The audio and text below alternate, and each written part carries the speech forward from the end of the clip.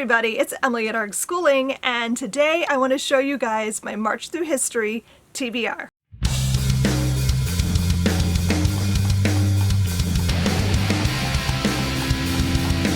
March Through History is upon us. I'm so excited. It's a month-long readathon that I host, and it is dedicated to reading history and historical fiction.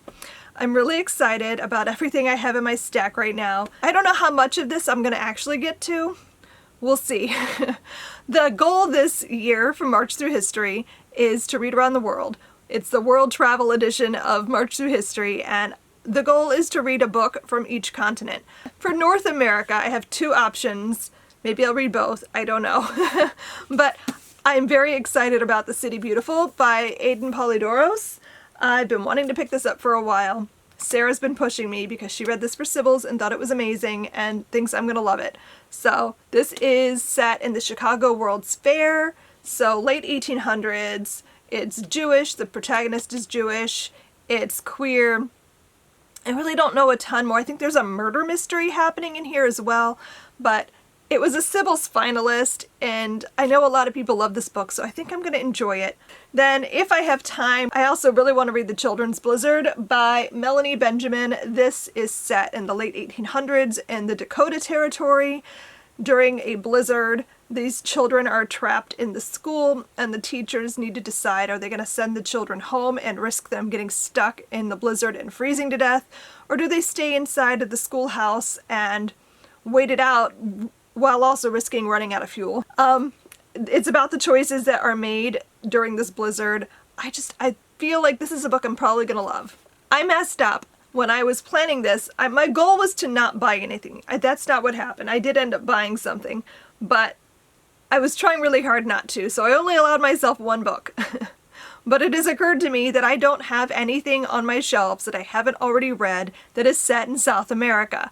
So I'm cheating a little bit, and I'm going to read Before We Were Free by Julia Alvarez. Technically, this is not South America. This is set in the Dominican Republic in the 1960s, but it's a book I've been really wanting to pick up. It's short, so it's perfect for a readathon. I'm going to probably read this. I might also look up and see if I can find an audiobook of something by Isabel Allende, because I've never read anything by her, and I feel like that's a promising thing. I feel like that's something I'm going to enjoy. So if you know what is like her best audiobook, let me know, and I will try to look that up and see if I can fit it in this month. For Europe, I have two options. One of them is definitely happening because it is our book club pick for the month. So the ARG Booked Book Club will be reading The Light of Days by Judy Battalion in the month of March. So this does hit the Europe prompt. And this is about Jewish women resistance fighters during World War II. Love to read about badass Jewish women kicking Nazi ass, so I'm very excited to pick this up and read it with all of you. If you want to join in and read it along with me, I have a Discord that I will send you a link to if you're interested, where we can chat about the book over the course of the month, and I also will be hosting a live show here on the channel at the very beginning of April, where we will be talking about this together. If I have time, will I? Probably not. But I'd really like to pick up The Savage Instinct by M.M. DeLuca. I got this in the Nightworms box from December. This is Victorian London. It's weird and creepy. This has to do with a woman just getting out of an asylum, befriending a potential female serial killer. I don't know more than that. But all I needed to know was Victorian London and asylum, and I'm in. So I'm hoping that's something that I get to this month. For Africa, I have a few options. One of them I'm already reading, so it's a pretty sure bet this is going to happen, and that is The Boy Who Harnessed the Wind by William Kamkwamba. I'm reading this for level 4 as I'm working on that update, and I'm really liking it. I'm not very far in yet. I think I'm on chapter... What chapter am I on? I'm only on chapter 5, so I haven't gotten that far, but I'm really enjoying the story. It's very cute and very interesting to read about life in another country, for children particularly, and what it's like to grow up there. And this is set in Malawi. I love the way he's like interested in science and bringing that into his village, and using it to help people. I just think it's great. I also have two other options. If I want to read something else, I have When the Ground is Hard, and this is by Mala Nun, and this is set in South Africa during the 1960s, I think. So it's apartheid, it's a boarding school. I think I'm going to really like this. And then I also have Buried Beneath the Baobab Tree by Adabi Trisha Awabani. And this is like, I need to read this. I've had this on my shelves for like 3 years, and I really, really want to pick it up. This is a story about Boko Haram. It's about a girl whose village is attacked by Boko Haram, and she's kidnapped along with a bunch of other girls from her village. And this is recent history, but I'm still going to count it as historical fiction because it happened in the past as of now. So I'm really looking forward to picking this up. I think this is probably going to be the thing that I prioritize after The Boy Who Harnessed the Wind. Then we move to Asia. For Central Asia, I have two options. I have A Land of Permanent Goodbyes by Atia Abawi, and this is during the war in Syria and the Arab Spring and all of that. I think this is about a boy who's trying to escape Syria during the war and the challenges he faces. And then I also have Rebel Daughter by Lori Banov Kaufman, and I have mistakenly been saying that this is a story about Queen Esther. It is not. The main character's name is Esther, but it's not Queen Esther. This is set in Jerusalem in the year 66, I think, is what I saw. Yeah, 65, 66. And so, ancient times in Jerusalem. I don't really know much more than that, because I was entirely wrong about what this is about. Esther is an aristocratic young woman. There's growing turmoil in Jerusalem, and so yeah, Esther is gonna be devoted to her family, braving famine and siege and slavery to protect those that she loves. So this sounds great. Okay, East Asia. I have a lot. Technically this one is Europe, but I'm going to count it as East Asia because why not? And that is Blackbird Girls by Anne Blankman. This book is screaming at me right now. It's about a girl learning about her Jewish heritage, and it's set amidst the Chernobyl disaster in the 1980s. And I'm just like, I really want to read this. I need to read this. I want to read this so bad. I want to drop everything I'm doing right now and just pick this up. Alas, I can't, but I'm hoping I can fit this in. Then with actual East Asian countries, I have Bronze and Sunflower by Cao Wen-Chuan, and this was something I wanted to read for level 4. I don't know if it's going to happen now, but I'm still wanting to try to pick it up. This is set during the Cultural Revolution in China, and it's great because it's translated, and I don't think I've ever read a middle grade that was translated, so that's not true. I've read The Neverending Story. So this is only like the second book I've read that is a translated work for children.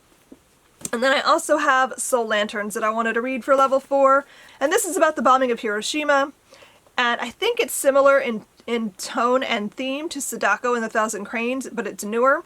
So I wanted to give it a read and see if I liked it better than Sadako. So that is what I plan to do with that. And then this is a book that I also am just like, I really want to pick this up. And this is These Violent Delights by Chloe Gong. This is a Romeo and Juliet retelling set in Shanghai in the 1920s. And I've just been like so excited about it. The sequel is already out, I think, and I'm just like, I need to read this. I didn't buy it.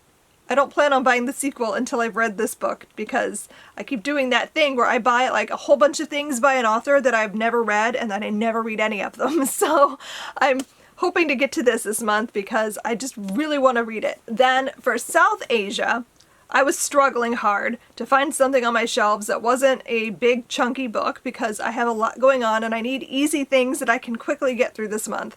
And then I remembered I had this book in my level 4 stack and I'm like, what? Well, that works. So I have Inside Out and Back Again by Tana Lai, and this is a story in verse. So even better, this is a book I can fly through.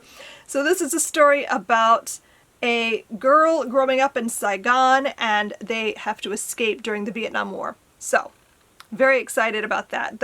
I've owned this for a long time and I have not picked it up yet. So Very glad I remembered I had that. Okay, this is the only book I purchased for this readathon specifically, and I had to because I just could not find anything on my shelves that is set in Oceania that I haven't already read or that is even historical. Most of the stuff I have that is set in Oceania isn't historical, so I was like, oh, I guess I do need to buy something.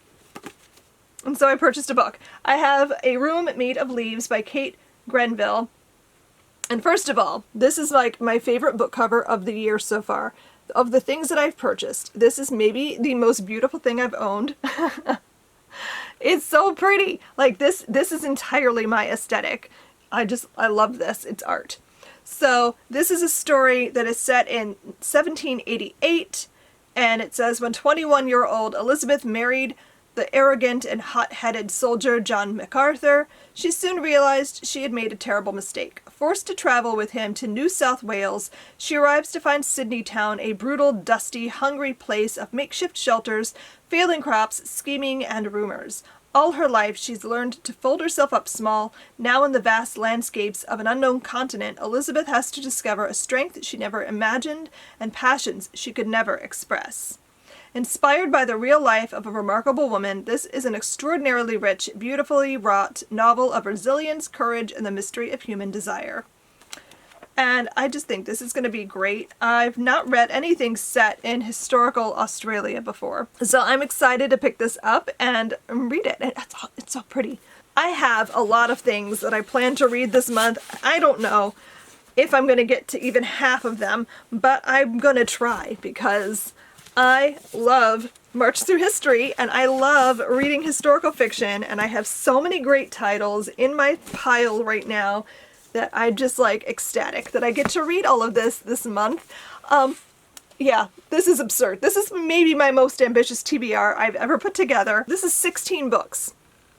I average 8 to 10 books in a month, so I'm probably not going to get to all of this, but I'm going to read as much of it as I can. So let me know down below in the comments if you plan to participate in March Through History, if you have a video showing your TBR, or if you have a Instagram post with your TBR, go ahead and link it in the comments so I can go check it out. I'm excited to see everyone's TBRs and what they're reading. If you don't have anything like that and you just want to tell me your TBR, that would be great too. I'm just excited to see what everyone's reading this month. I'm planning to do a few vlogs during the month. I'm planning on maybe doing some reading sprints on Instagram instead of Twitter, because Sarah's not participating as much this year because senior year, second semester of college, she's got a lot on her plate, so she's decided that maybe this year she's not going to do March Through History.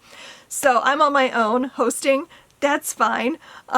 But yeah, I'm going to maybe do some reading sprints on my stories on Instagram, so stay tuned for that.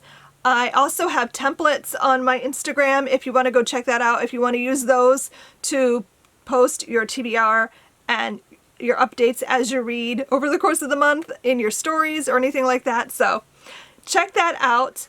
And yeah, so I'm excited. I hope you guys participate. Thanks so much for watching, and I will see you guys next time. Happy reading. Bye.